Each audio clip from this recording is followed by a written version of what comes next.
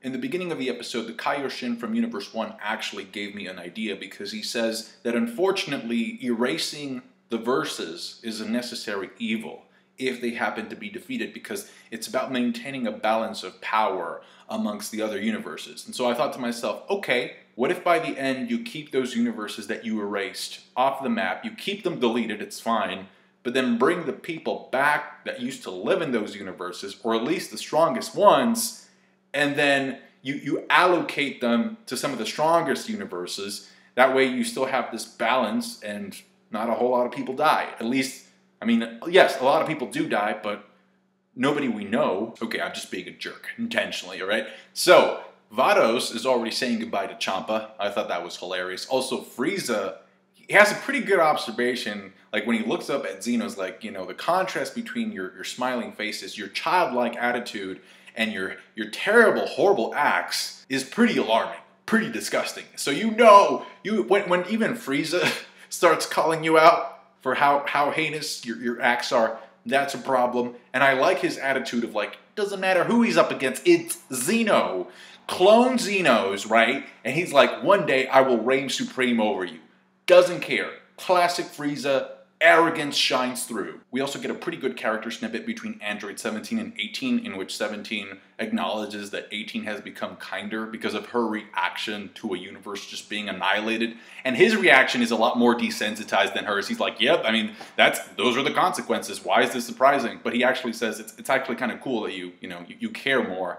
And we get a reminder that because they're androids, they don't get tired. So this is a pretty good venue, pretty good platform to just let loose. We also get a Vegeta scene, and this explains some of the spoilers that we got, because it says that like Vegeta, after Krillin's DQ, which I'll get into in a bit, after that happens, Vegeta starts going ham against Universe 6. But it turns out that he's already fighting them anyway. It's Botamo and Magetta, all right? He's still, by the end of this episode, he's still in Super Saiyan, so I'm pretty sure he'll come out on top by the end of this. He wanted to go against Hit first, but then Botamo interfered, and then Hit just kind of went away. So I'm thinking that that could be interpreted as foreshadowing for an upcoming Vegeta versus Hit fight, since Goku has to fight Jiren, and I think he'll be plenty busy to just have a rematch with Hit. So I'm pretty sure that's going to go to Vegeta. Anyway, Botamo interferes, and I really like the fact that they reference the Champa arc, basically saying, like, we've learned from our weaknesses. You cannot DQ us, you cannot beat us the same way that you did back in that tournament. So Magetta and Botamo actually compensate for each other's weaknesses. Botamo covers Magetta's ears so that he doesn't hear any insults, and Magetta actually came in there to save Botamo from getting thrown out after Vegeta tied his hands up. Alright, so Vegeta's adaptable. He'll find a way of beating them, I'm pretty sure. And also Botamo obviously takes no damage. So it's a pretty good combo. Like, they made a joke out of it, like, yeah, we're fused together and we're one unit, but pretty sure they're going to get DQ'd pretty soon if Vegeta starts taking this seriously. Then we get into the whole Krillin situation. And let me start off by saying this, because last week, I cannot tell you how many comments I read, and people were writing in about the fact that they thought that the reason for why Krillin was going to get disqualified was because he was actually going to murder, he was going to kill that green parrot bird, all right? And since there's no killing allowed, there goes Krillin. And I can kind of understand that perspective because, you know, the Destructo Disc is intended to slash people. But at the same time, it's like, I was reading those comments and I was thinking to myself, I really don't think it's that kind of a show. Which is why I said in my last episode review that what I thought was more probable was that Frost was going to come in there and just take him out when Krillin got cocky. And that's exactly what happened. And it turns out the parrot bird wasn't even Krillin's DQ. It was Roshi's. I mean, technically speaking, the whole sequence kind of starts off with Gohan reflecting a blast from that same bird. Also, Piccolo removes his pads and his stuff and his turban. So, you know, that's a sign that he's beginning to take things a lot more seriously. And if you look at it from a strategic standpoint, the problem with Krillin was that he broke formation. He left the group. But at the same time, it's understandable because if he hadn't done that, he left the group to save 18, which technically that's a good move because she's more valuable than he is as a fighter. So despite the fact that he broke the formation and that kind of like put him in a scenario where he was out in the open to get DQ'd, it was in the best interest of the team because he does end up saving 18. And so now what I want is for her to go against Frost, and I want her to go all out and be the one to actually disqualify Frost. Also, despite it being short-lived, I really appreciated the combo that 18 and Krillin pulled off, especially against that wolf guy. What is it with being a wolf in this show? If you're a wolf, that's pretty much a death flag in this show. So the combo is as follows. They stand on like different edges, keeping the opponent in the middle, and then they begin to throw a blast, an energy blast, forcing the opponent to dodge, but at the same time, they keep it going, kind of like ping pong, like tennis. And each time one of them gets the blast and returns it, they add a little bit more power, so the ball keeps growing bigger and bigger until finally it just gets too big, and that's how they pull it off. That's how they get their DQ.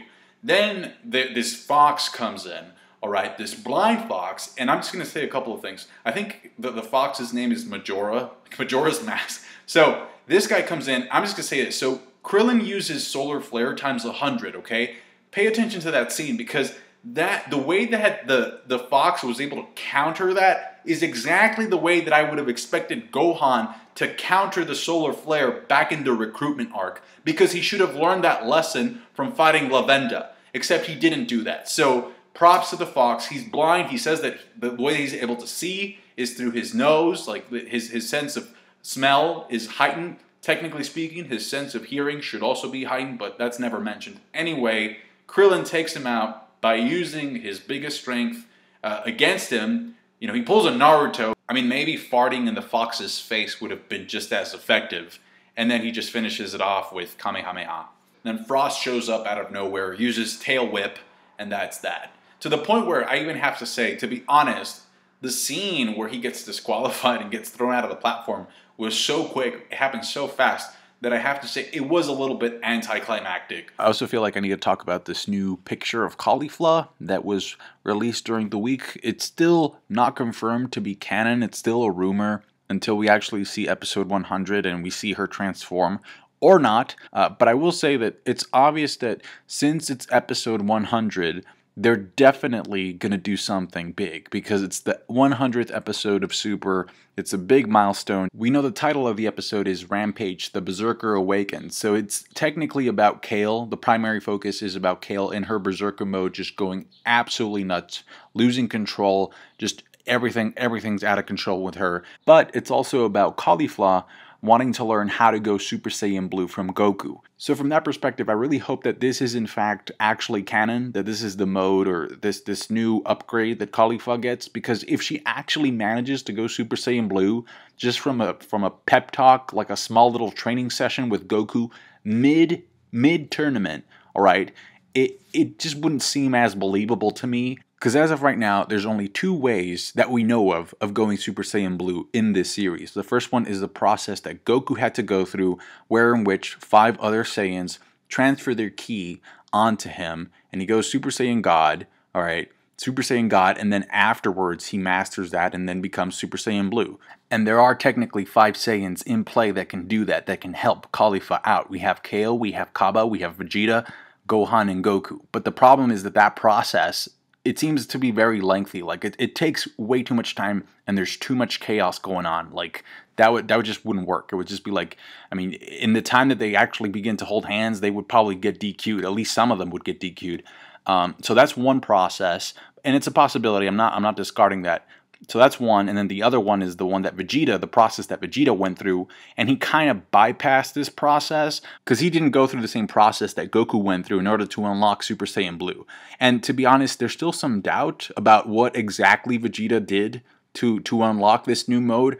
However, no matter what you think, all right, whether it's because he was clashing with Goku and maybe like that clash kind of helped him unlock the blue aura, maybe Goku kind of transferred a little bit of the blue aura, the God ki to him, and that's how he was able to harness his own ki and then go Super Saiyan Blue. Whatever you think, the fact of the matter is that before he could unlock this new mode, all right, Vegeta spent 6 months training with Whis. So he definitely had to put in the work to earn that. And my point is that no matter where you slice it, going Super Saiyan Blue takes time. All right. So if next week, if next episode, Caulifla manages to go Super Saiyan Blue, if that happens, that, ladies and gentlemen, will be the ass pull of the century. But I'm pretty sure that's not going to happen. What I do think is going to happen, however, is that we're going to get the confirmation of that Caulifla, like buff Caulifla mode confirmed to be canon. Because even in the preview, Goku says, is this a Saiyan's true form? When he's talking about Kale, like Kale's buff Berserker mode,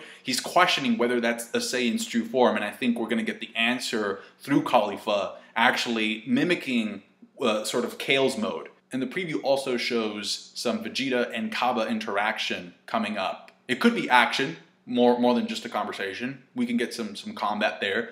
But I really do think what's going to happen is that the Universe 6 Saiyans are going to learn something about how to get stronger from the Universe 7 Saiyans. And also, it could be that the Universe 7 Saiyans learn something from the Universe 6 Saiyans. And it might be like that buffer mode, which is kind of like the same thing that we've seen with Trunks already. That's it for me, guys. Thank you so much for watching. Like the video if you did. Subscribe to my channel if you haven't already. Comment down below. Unfortunately, next week, next Saturday, I will be out of town. So my review for Dragon Ball Super will be late. Okay, but everything will go back to normal the week after next. And I know it's tough because it's the big 100, but it's just the way it worked out. So I hope you understand.